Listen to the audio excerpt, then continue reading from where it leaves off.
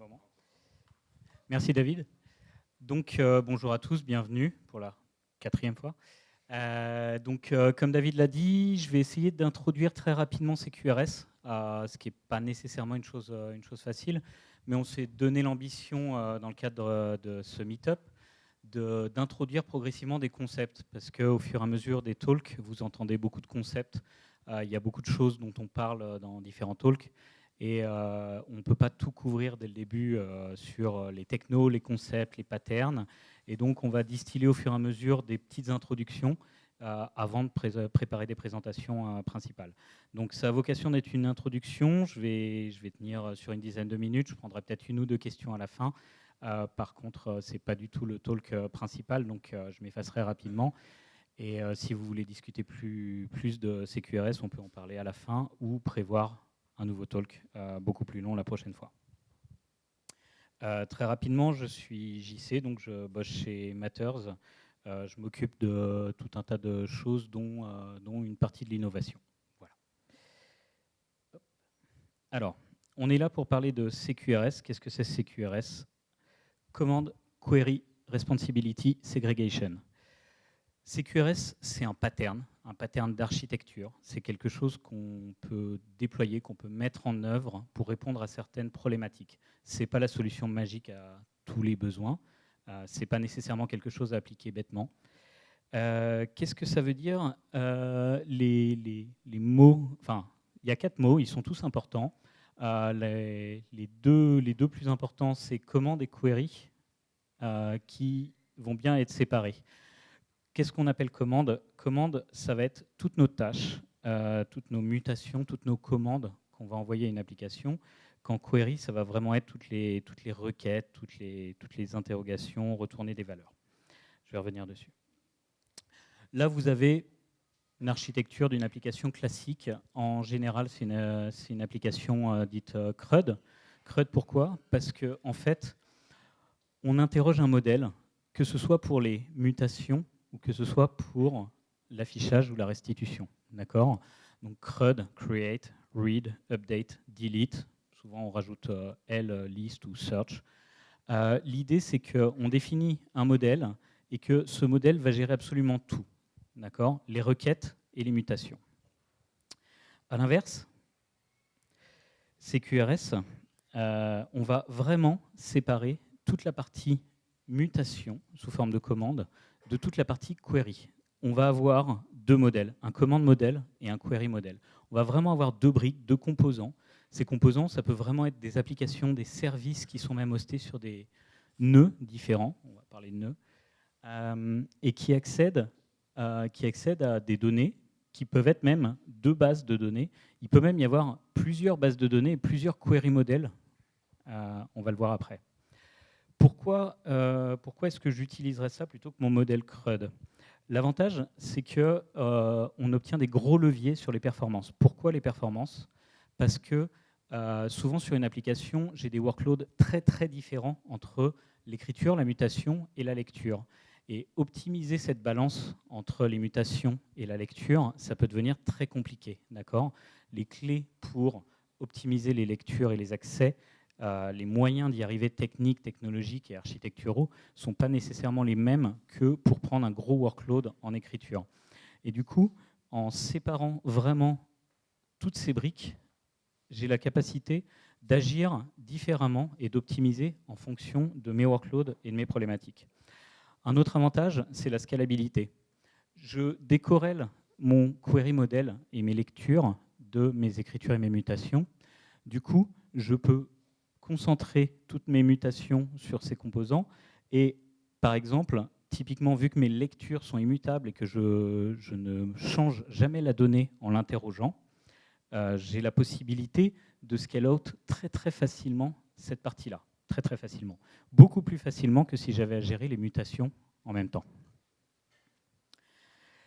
Ça sert aussi à faciliter la sécurité. C'est beaucoup plus facile de gérer mes propres modèles de sécurité en écriture et en lecture. Je peux avoir des interfaces publiques et gérer ici de la sécurité sur un composant qui est beaucoup plus petit, beaucoup plus concentré, beaucoup plus spécialisé. Et donc, gérer toute ma gestion de droits, d'autorisation, d'authentification sur cette partie-là, par exemple. Ça facilite aussi la maintenance des règles métiers. Pourquoi ? Parce que mon query model, c'est une façon de représenter ma donnée, d'accord ? C'est une façon de représenter la donnée et je peux l'orienter vers le client. On parle de plus en plus de client-centric APIs actuellement, c'est-à-dire que d'arrêter de retourner des ressources et de faire 160 appels pour obtenir une réponse, pour obtenir par exemple un utilisateur et toutes les vidéos qu'il a regardées dans l'histoire.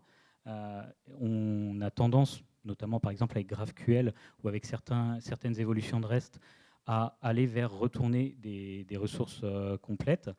Et d'un autre côté, je peux maintenir toutes mes règles métiers de mutation, mes règles métiers fortes, dans ce modèle-là, donc dans un composant beaucoup plus simple.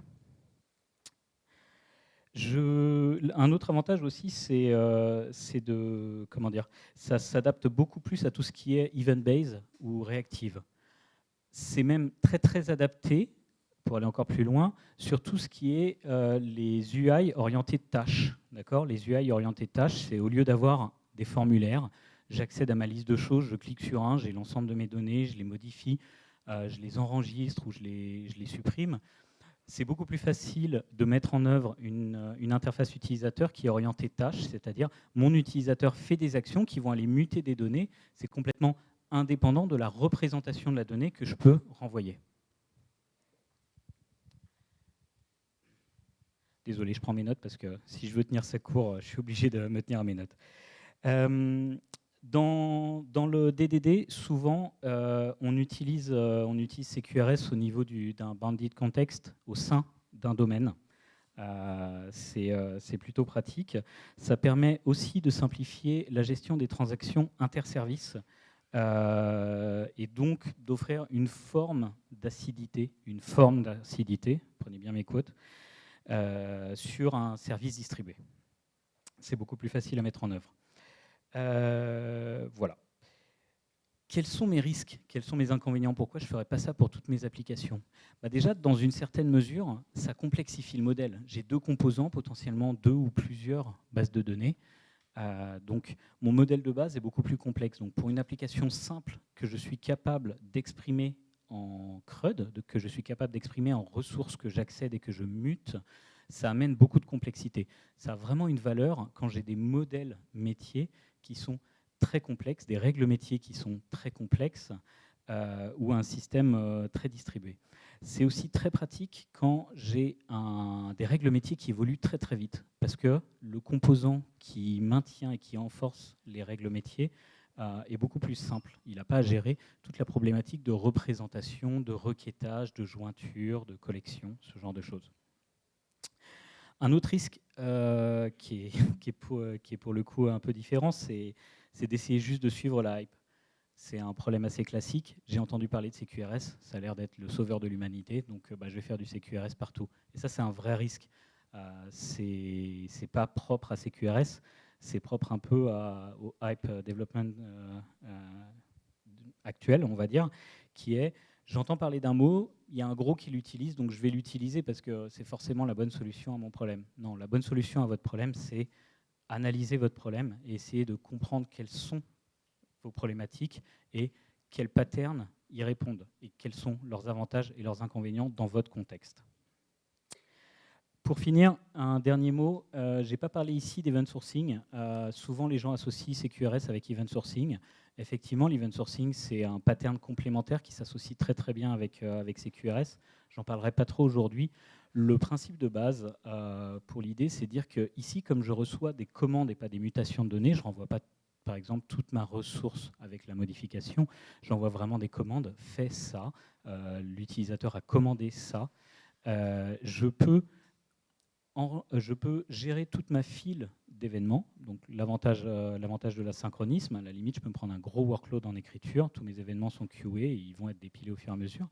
Mais aussi, je vais les garder, je vais les enregistrer, je vais les conserver. Quels avantages ça va m'offrir? Ça va m'offrir un avantage, d'audit trail. Je suis capable de savoir tout ce qui s'est passé depuis l'inception de mon application en termes de mutation, ce qui est en fait une grosse partie de la valeur de l'interaction des utilisateurs avec mon application. Un autre avantage que je vais avoir, c'est que si demain mes règles métiers évoluent et que je ne sais pas comment gérer mes évolutions de modèle et l'historique de mon application, je reprends juste mon audit trail d'event et je le rejoue sur mes nouvelles règles métiers.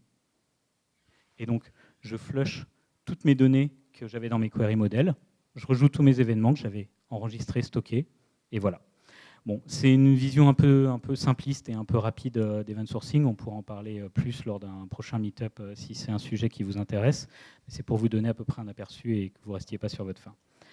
Voilà.